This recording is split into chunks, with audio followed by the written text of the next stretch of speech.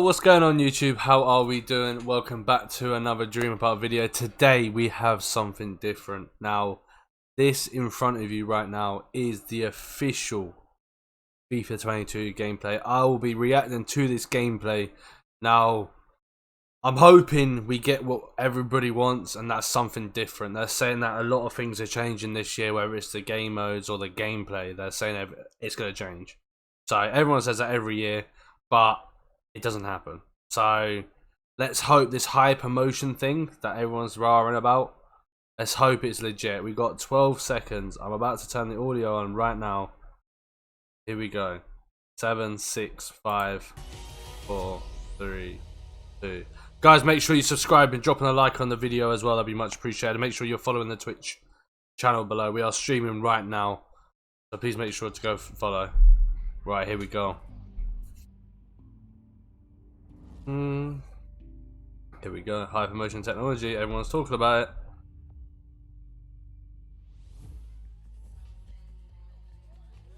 it. Turn this up.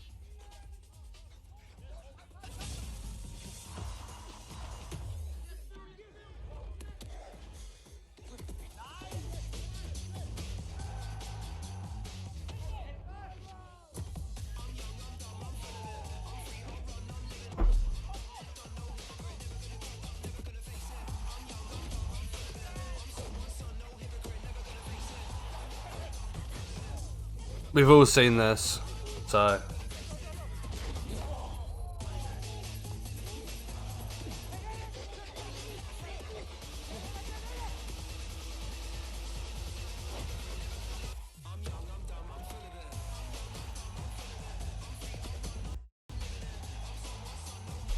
FIFA 22. Here we go.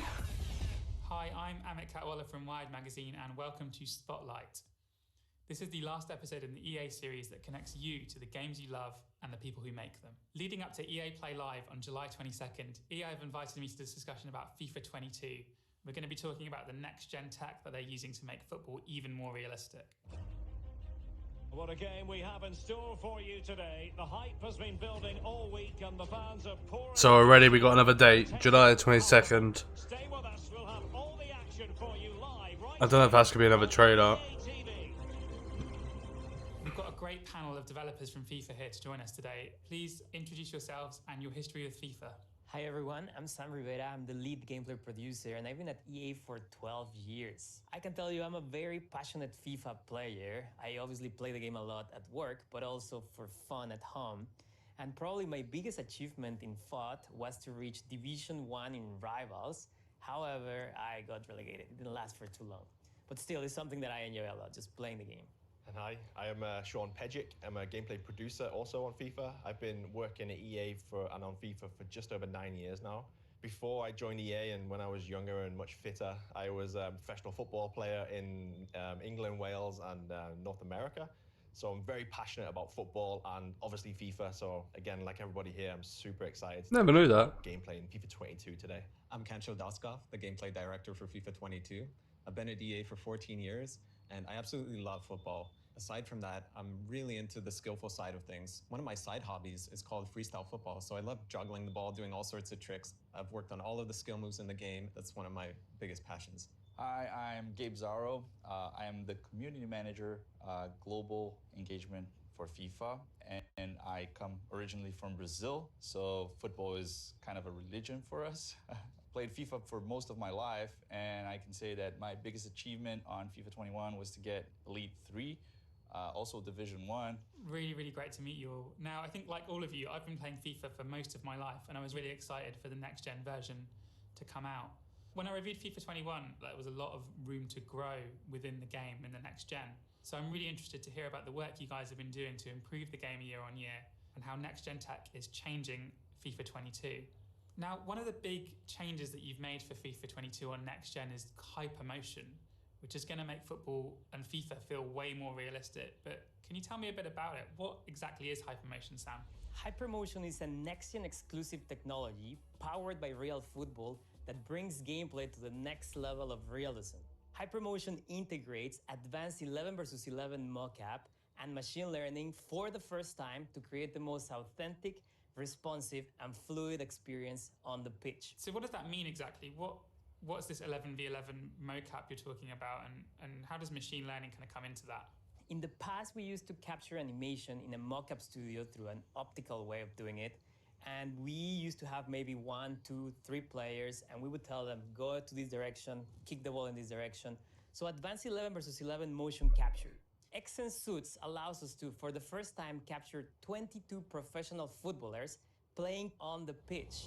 In other words, the data from these players in the real football environment, it's where it's powering the motion of players and teams in FIFA 22. So what does the algorithm, the machine learning algorithm, do with all that data? How does it take all that data from that match and all the other data that you have and apply it to the animations that are used in FIFA 22? This guy's nervous, man. Proprietary machine learning algorithm learns from over 8.7 million frames from the advanced 11 versus 11 mockup, and then in real time creates animation.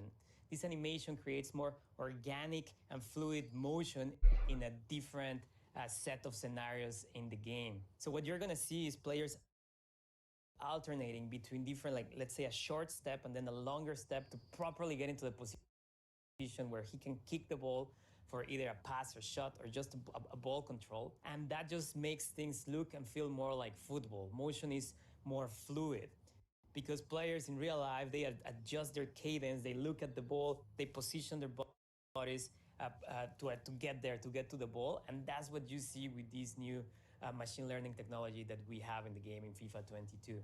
Can you tell me a bit more about this match, this 11v11 match? Because I think we've all seen, or FIFA fans will have seen videos of players doing motion capture in those suits with the little white dots on them. But this was a full game of football with all 22 players wearing these suits, right? So I remember you telling us a story about the 11v11 in Spain, right? Like you were hyping up the players, you were telling them, go really hard, this is your chance to be in the game, and what happened there? That was a very important part.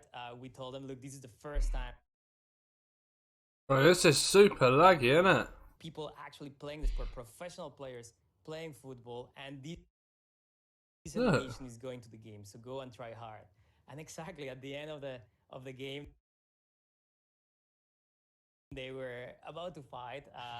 It was very interesting, but we really got the data that we wanted. You see that the data is more authentic now. There's more intensity, physicality is there, and also a lot of behaviors that you don't usually get with regular motion capture. Players being more human, you get to take all these behaviors and talking and pointing, directing people. You get all these little things, all these football behaviors. Now we have them and we can put them in the game, which makes a more authentic version of FIFA. And the other thing I noticed was the emotion. There was a play I saw where the player didn't get the ball, and you could tell he was so frustrated. Like, why didn't you pass the ball to me? And that was so natural, just that the way he did that emotion. So we put that into the game. It's crazy, eh? When you have one person in the studio, so many cameras on this one person, it's hard to be as natural as with 22 people in one pitch, right? So exactly. So this is really changing how we capture animation in football, and it's taking it to the next level.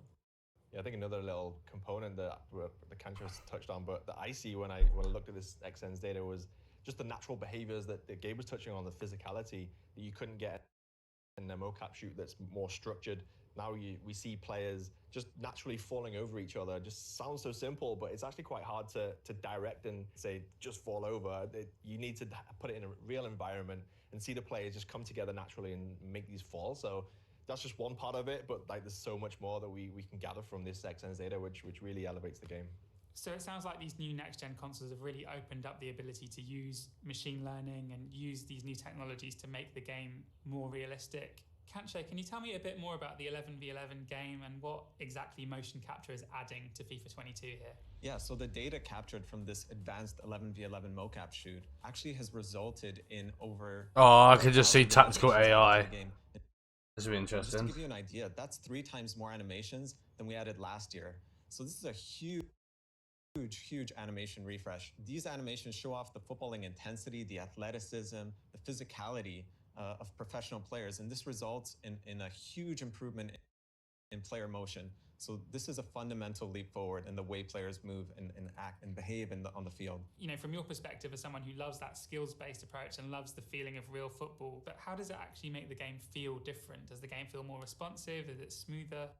The game just looks more like football than ever before. Players really feel like professional footballers in the game now. Can you give me an example of what you mean when you talk about animations? Is this something like a player playing a pass or a player making a tackle, or are they smaller than that? Is it smaller actions, or is it these kind of big actions, or both? So it's individual actions, such as a player switching the ball from one side of the field to the other, doing that type of lofted pass, just the motion to slice underneath the ball with your foot, the way professionals do it.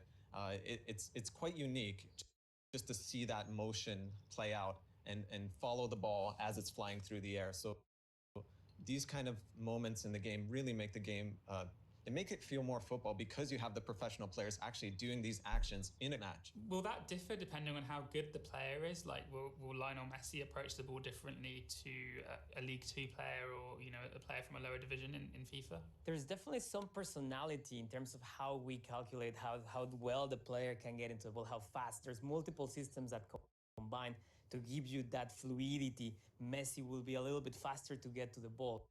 However, here is more not necessarily about the personality, it's just about knowing how you need to get to the ball. So when you put all the systems together, then yes, players like Messi, players like Ronaldo, they have a better sense of how to shield, how to position their body so you can get away from the defender. Obviously, football isn't just about individuals, right? It's also about teams and tactics, and there's new features called team intelligence, so we're adding more team intelligence to FIFA 22. Sean, can you tell me a bit more about that, please?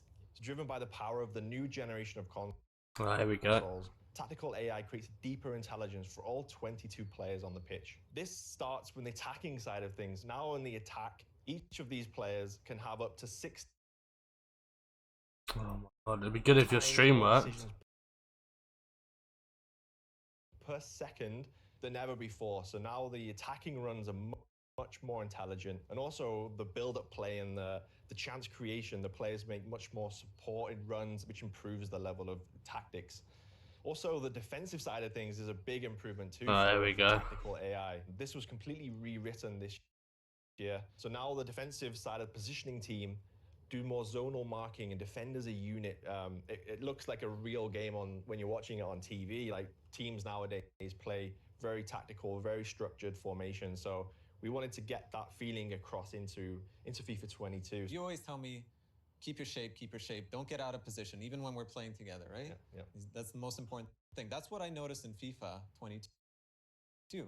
Like, you see the teams defensively, they move together. As the ball moves from one side of the field to the other, the defense moves together. Yeah, it's a big part of football nowadays, right? You said, like, you work in previous FIFAs, maybe they would work in 2s and 3s defending, whereas you really want the team to work together and be more zonal and defend as a unit. So yeah, now you feel this straight away when you boot up the game for the first time. Well then. This example shows the defensive rewrite of the system. You can see the back four working in a unit and as a zonal marking to really work together. From when the ball switches from one side of the pitch to the other side, they shift together as a team to really work as a unit and defend that space. We analyze a lot of professional football just to see how teams... So it's going to be a DM defending then? Well, from what it looks like. And that's what you are seeing in the game now, which just gives you that feeling of more authentic experience. And actually, in FIFA 22, you can tweak your attacking tactics so they're different depending on whereabouts on the pitch you are, right, Sean?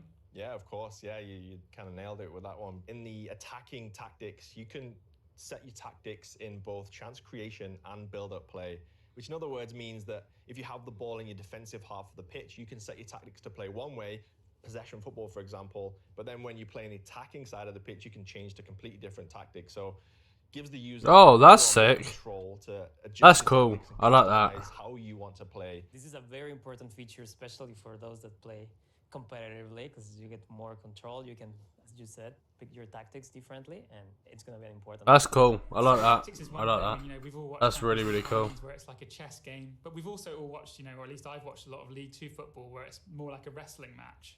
How does hypermotion improve the physicality of players? We've added the new kinetic air battles.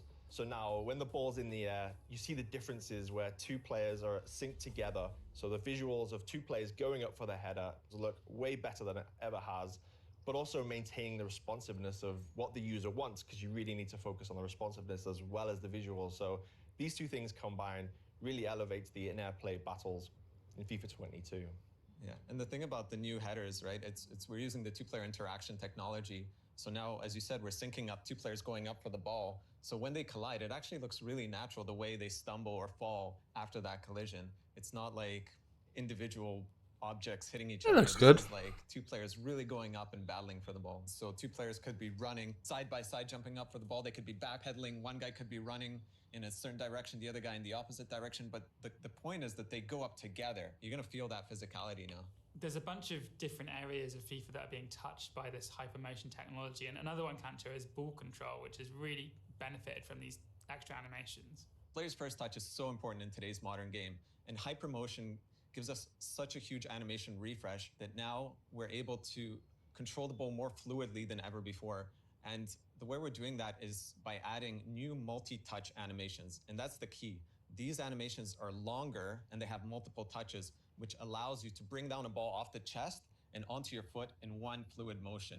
So with the longer animations, you're able to take the ball off your thigh, cushion it, and turn quickly away from your opponent. You're gonna feel these new animations, especially in controlling air balls. So anytime the ball's in the air or bouncing, you're gonna take that quick touch off your thigh or off your chest, turn fluidly with that second touch into the direction that you want to go in. We're calling this feature composed ball control because the players are way more natural at taking that first touch and transitioning to the second one. Look at the very start of this clip. You can see a multi-touch trap, if I'm not mistaken, where he's shielding the defender. Comes off his thigh, it lands nicely in front of him to then move forward. And yeah, that part of, to me looks great. Yeah, and the thing is, it's not just the visual. I don't know about It this bit. actually allows the players to control the ball quicker. So one touch off the chest, setting it up for one touch on with the foot, and that's it. You're off. If it's like that, then yeah. But if you're controlling it and then taking a touch out with another touch, it's way more responsive now because it's literally one touch, two touch, and you're off. That's so important, right? Because on a competitive level on FIFA, you see that the best players, they're just trying to adjust for the best shot or the best pass. Yeah, and like in professional footballers also, as well as Kancho was saying, the realism in FIFA, from an authentic point of view, it's all about the first touch. Like when you coached as a kid or up until whatever level you play at, always focus on the first touch, getting the ball out of your feet, 1-2 touches, and then you're away. And having all of these additional animations, there's over 400 new animations for controlling the ball just due to hypermotion. And this is just bringing a whole new that sounds good. realism to the game that allow players to turn quickly away from their opponents. And just to add to that, in the past we used to prioritize shorter animations to keep the game as responsive as possible. However, now this technology, as Kancho mentioned, allows us to have longer animations with more than one touch on each animation, which result in better visual quality, but we still have that ability to transition out of that animation at any time into something else if the situation changes. Let's say there's a defender coming and in the middle of a trap that is very long, I need to go in a different direction and we can transition out. So now we have the best of both worlds, responsiveness and good visuals in the game. And I just have to say that out of all of the new animations in the game that we got from hypermotion, these are the ones that really stand out to me. One of the other things that really makes the game feel like real football is the stuff that goes on off the ball. You know, you've made real efforts to humanize the players and to make them not just stand there like mannequins when they're not doing anything, but to look and behave and act like real players would on the pitch. So when we analyzed the 11v11 advanced mocap, we actually noticed the players are communicating all the time. I'm saying, man on, go here, I'm offering support. All these things that professionals do all the time, every second during a game, communicating, talking. So there's Big a lot Tiago. of new behaviors that we've added. Players just gesturing to each other, saying like, hey, I was free for a pass, why didn't you pass it to me? Or look, I'm gonna go into this space, pass it to me there. Or look, watch out who's behind you. These are just some examples of the behaviors that we're adding to the game. And some of them are super subtle. You may not pick them up, but you're gonna get this general sense that players are more alive. You know where you're gonna notice the most? During set pieces. Like you have a goal kick, you have a throw, and players are talking, communicating, asking for the ball, and they actually move a little bit to provide you with better support. So you will have more passing options in those deep free kicks, for example. but it's all about this objective of making players more human and just smarter across the pitch. We hear from feedback a lot that, we have a parcel of our player base that talks about these animations so much because they are playing for an immersive experience. The career mode guys, for example, they go wild with these types of things. It's incredible, like the reception, for this small pieces of animations that just create a more immersive experience for those players. It's huge for them. And the other thing you'll notice about this clip is the way Haaland runs. We have a star-specific locomotion for Erling Haaland. He is a big-time player. He's a young superstar, and the way he runs is so unique. He's kind of got this like a little bit of a hunch in his posture and big strides. So to represent that power and uniqueness of his running style, we've got his running style in the game now. And the beautiful part of this is their upper body layer animations, meaning they don't hinder responsiveness. You can do whatever you want on the controller. These are just layers on top. And also to add a little bit extra from my experience, when this thing came into the game when we played it a couple of weeks ago, it actually makes you think about the game and play it a little bit differently because now I might see a player off the ball calling for the ball. I'm like, oh, maybe I should like think about passing to this guy, or it just changes the way you think and play the game a little bit because you see these off-ball players doing these gestures and being more football. So all this combined just elevates the way you play FIFA and gameplay. Yeah, so the animations actually go to pretty much every area of the game. You see goalkeeper, you see the two-player headers, you see passes, shots, ball control, pretty much everywhere. All these humanization gestures. There's not much to react yet, to be honest, because obviously they're just talking.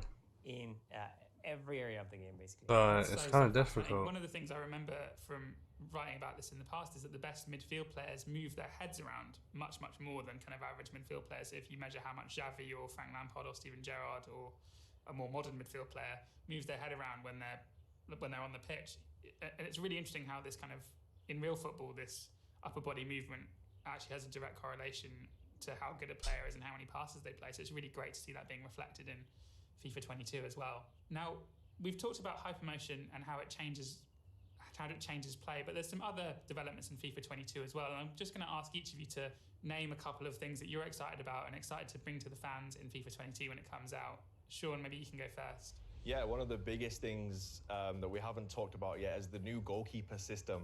This new system unlocks much more reliable saves for the goalkeeper, as well as making smarter decisions in vital moments in the game.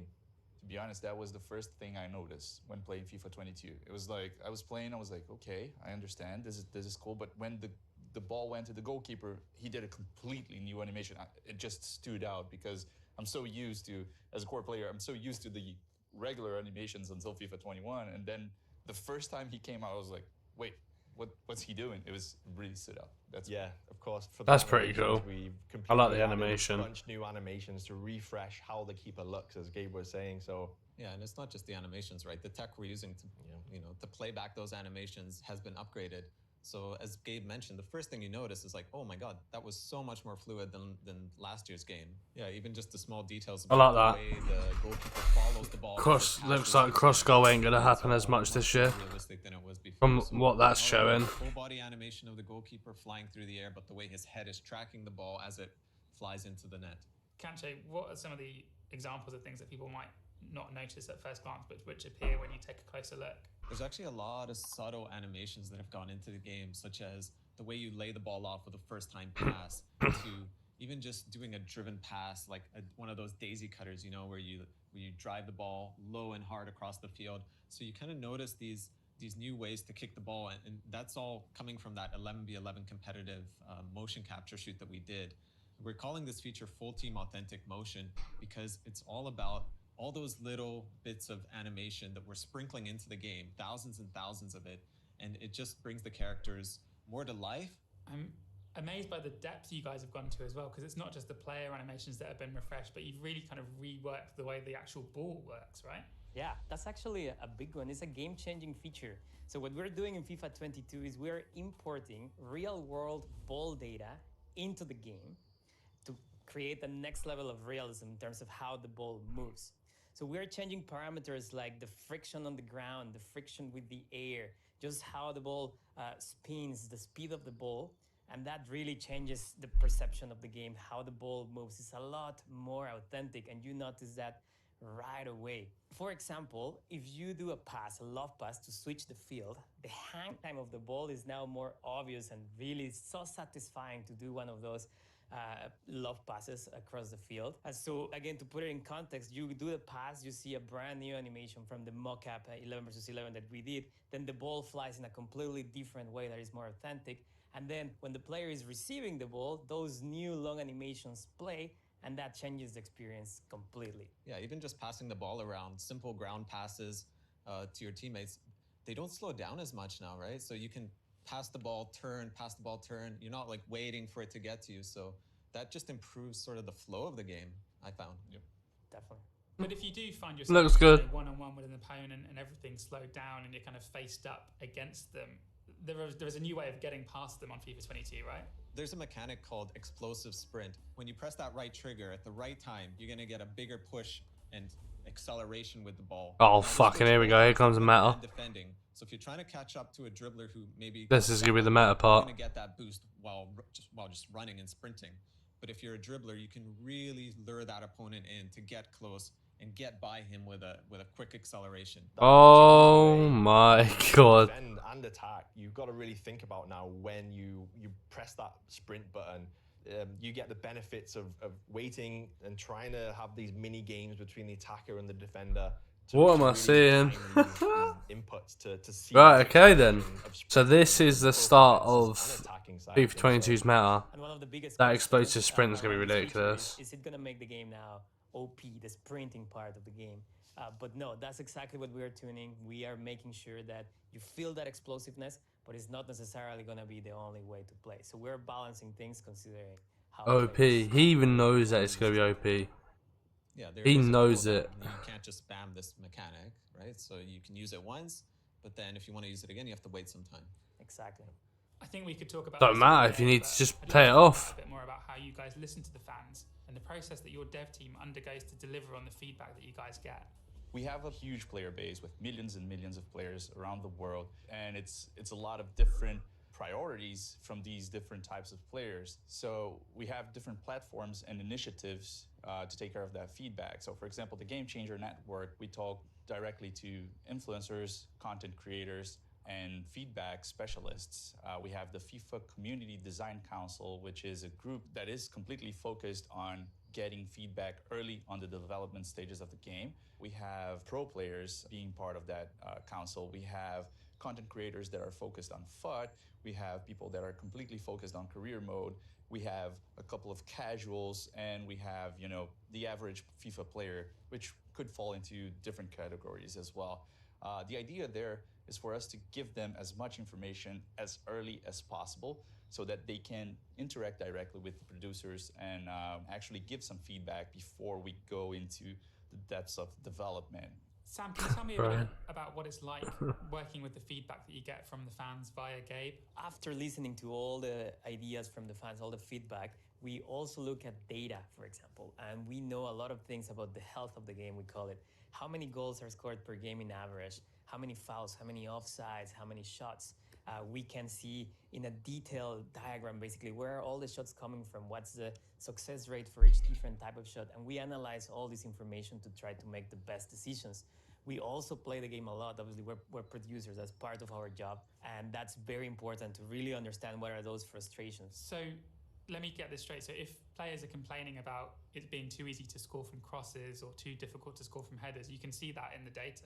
We can, and we also set targets sometimes based on how we want the game to play. So if we think there's too many goals from crosses and we feel like maybe there's not enough skill needed to score on a cross because you just need to go to the wing and then cross it, then we try to design systems, design the game maybe in a two-player header situation. How can we get the best outcome that creates a balanced game? How much does the game change from the first release to by the time the next game comes out, and how quickly players kind of find the easy ways to score? Is it within a week of release? Is it within a day of release where you see, oh, actually there's too many goals being scored from crosses or too many goals being scored from headers? A lot of the bugs that we find require millions of players competing online So sometimes it takes months for the community to really discover certain things in the game. And we're there. We're playing every weekend. We are monitoring and we are talking to people to get the feedback right away and act right away. That's really fascinating stuff. It's so great to hear about how you guys are Well done. reacting to feedback. All right, that's just about all we've got time for, but this has been so fascinating. Thank you so much to the guys from FIFA Well done. for questions, and thank you to the fans for watching in and listening. Before we go, Gabe's got a few dates for your diary to look out for if you're interested in There we go. FIFA 22. Yeah, for sure. So make sure to stay tuned as we will be releasing a lot of different pitch notes articles that have deep dives on gameplay That's and it. all of the modes Not worth that it, we man. have on FIFA 22. And make sure to check out our Top Bins streams that happen every Friday on our Twitch channel, where we will have these guys as guests. We will have art directors, all sorts of good people that work on the game to let you get more information and the inside scoop on everything FIFA 22 related. Can I add something, Gabe? Yes, please. Definitely check out the gameplay pitch notes. There's a lot of features that we don't get to cover here in this interview, but there's a lot of depth. A lot of those features are coming directly from the feedback from the community, and we're trying to create the best experience for everyone. All right, that's it for the Spotlight. Well, there we For go. more information, check out Right. EA.com and make sure to follow EA on Twitter. And you won't want to miss EA Play Live at 10 a.m. PST on July 22nd for more about FIFA 22. I've been Amit Katwala from Wired, and this has been Spotlight. We'll be Thank you back so for much that. watching. July 22, 2 days. 2 days. Right, so YouTube, what do we think? Comments down below what you guys think of that. Obviously, to be honest with you, it weren't really a gameplay reveal. They were more talking than anything else, in my opinion. But I think some of the stuff they've added and some of the stuff they did show is kind of cool. Like the animations, I like that sort of stuff. I'm quite that sort of person that likes those sort of things. Like I'm a menus guy. Like I like the different colours and stuff, like little bits and bobs. I'm that guy. I like those sort of stuff. But what I want to hear now from the next part is what's in the game modes. Like what have they changed? Slowly ahead. Obviously, the game comes out at the end of September, so we're gonna hear something towards it. So hopefully you guys enjoyed this video. Hopefully you guys have some comments about it. What do you guys think will be different? What do you think will be that meta? Do you think that speed boost will be meta? I think it will be. But next time, guys, take care of yourself. Peace.